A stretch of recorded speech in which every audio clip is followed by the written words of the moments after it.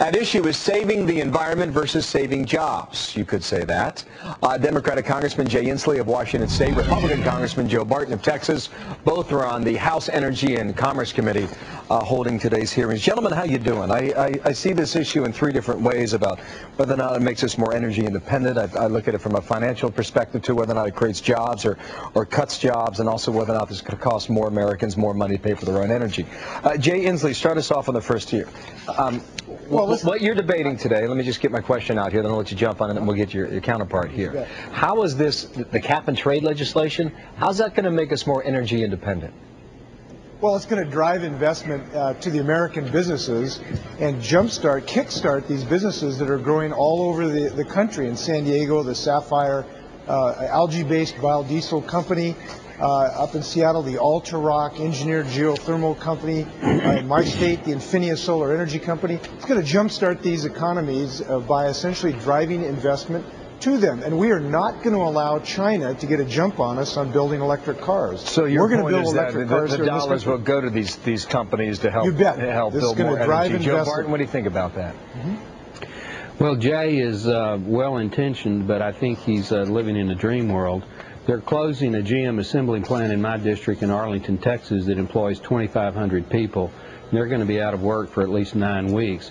There are not going to be 2,500 green jobs producing electric cars created even in the next 10 years probably in America. Cap and trade is not necessary. It won't work. It hadn't worked in Europe. It's hugely expensive, and it could cost as many as 7 million jobs. It's not necessary. We shouldn't do it. Joe Barton's jumping on topic number 2 already. His position is that's going to create job loss and not create job manufacturing. And there's an example that Newt Gingrich, Jay Inslee, is going to provide today during his his testimony today, that talks about a cement plant, I think, in Belgium that had to go by these rules. And once the law was passed in Brussels, the company got up and moved to Morocco. Now, is that what we're going to see? No, we're not going to do it the way Europe did. They made some big mistakes. We're going to do the way America did it when we solve the acid rain problem. And we are going to plug this loophole, this giant loophole in our anti-pollution laws, and simply prevent carbon dioxide, a major pollutant. We're going to do what we did in the acid rain program. And when we did this, the naysayers were just like my friend Joe Barton said, this is going to ruin the U.S. economy.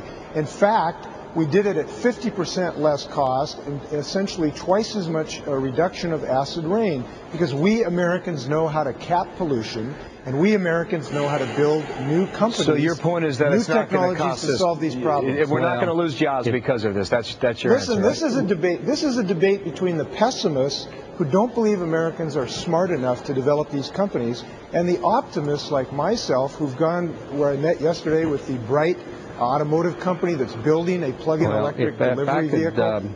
These companies can do this job. I'll just let them get appear in the sentence. There it is. Joe Barton, you a pessimist? No, I'm very optimistic about America, but I'll point out a few things that Jay didn't mention. Cap and trade didn't work in Europe. Emissions have gone up. They've not gone down. Man-made CO2 emissions in the United States is about 7 billion metric tons a year. At $100 a ton, that's $700 billion tax on the U.S. economy. The cement plant that Newt talks about in Europe, that cement plant, again, I have 3 cement plants in my district near Midlothian, Texas. You put that kind of a tax on their emissions for CO2, they're going to shut down and go to Mexico or go somewhere else. They're not going to stay here in the United States. Cap and trade will not work, and it's not necessary. But I'm with Jay on some of his alternative energy trade I'm so you can find compromise on that. Here's what I'm trying to figure out, guys. I got about 30 seconds. Cap and trade off the table. Is cap and trade even going to pass, Jay Inslee? Has it got the votes? Yeah, I believe it will. You believe it? Not sure. Ask him to show you his vote. Well, listen, you got to be optimistic, and we're going to solve this. Jay, go. We're going to solve this problem. In my bill, I'm working with Congressman Mike Doyle of Pittsburgh. We have a solution to the problem with cement and steel. We're going to give free permits to these companies that are energy intensive. We want to grow jobs in this country. I've got to run. Joe Barton, that's why we're going to give them free permits. Is this going to pass? They can make a backroom deal. They don't have the votes. They're not going to get the votes.